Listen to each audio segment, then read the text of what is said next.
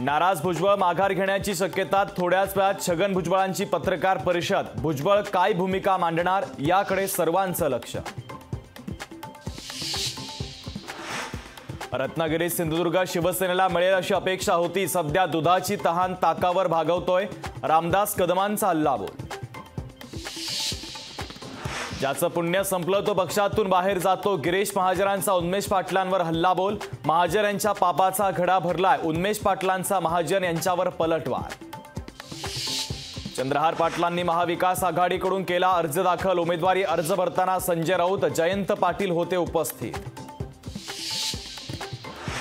भाजपचे नेते नारायण राणेंनी भरला उमेदवारी अर्ज। रत्नागिरी सिंधुदुर्ग मतदारसंघासाठी भरला अर्ज।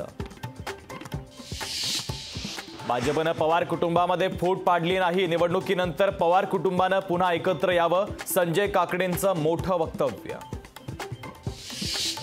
बारामतीमध्ये प्रचाराची रणधुमाळी। कन्हेरीच्या मारुती मंदिरातून सुप्रिया सुळेंनी प्रचाराचा फोडला नारळ। कन्हेरीचा मारुती कोणाला पावणार याकडे सगळ्यांचं लक्ष।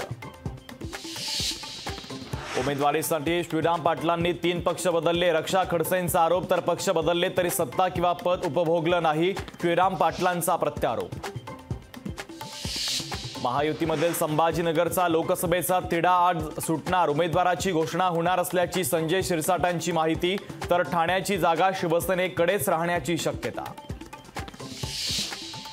दिंडोरी लोकसभा मतदारसंघात महाविकास आघाडीमध्ये बंडखोरी। माजी आमदार जेपी गावितांची निवडणूक लढण्याची तयारी। मात्र गावितांच्या भूमिकेमुळे शरद पवारांचं टेन्शन वाढलं। लोकशाही मराठी ऐका, पहा, जागरूक रहा।